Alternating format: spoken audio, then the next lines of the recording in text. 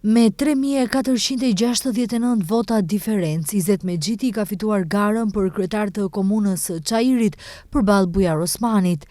Epilogu zgjedhor për këtë komunë të vogël të Shkupit i parapriu një fushatë e ashpër mes dy blloqeve shqiptare, Vlen dhe AKI.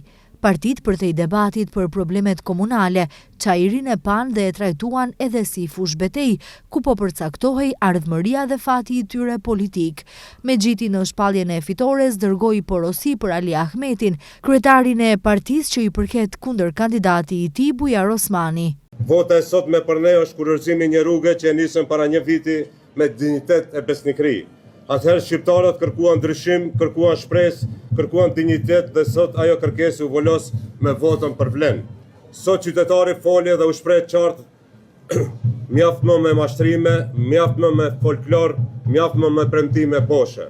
Oferta jon fitoi sepse ne ofruam punë, vizion dhe besim. Osmani, mbase ndër të paktët funksionar të AKI-s që dolën me reagim për rezultatin zgjedhor, i uroi fitoren Mexhitit, duke theksuar se e njeh mesazhin e dërguar nga qytetarët. Unë kam qenë mjaft gjatë në politik për të njohur dhe respektuar mesazhet që qytetarët i dërgojnë. Edhe pse fushata nuk ishte as e drejtë as e ligjshme në çdo aspekt, por unë nuk dua të ankohem, sepse besoj se ndershmëria dhe vlerat kanë kuptim vetëm kur i ruan dhe në situata si kjo, shkroi Bujar Osmani nga Aleanca Kombëtare për Integrim. Gjatë ditës së djeshme i erdhi fundi edhe udhëheqjes së BDI-s me komunën e Sarajit në disa mandate.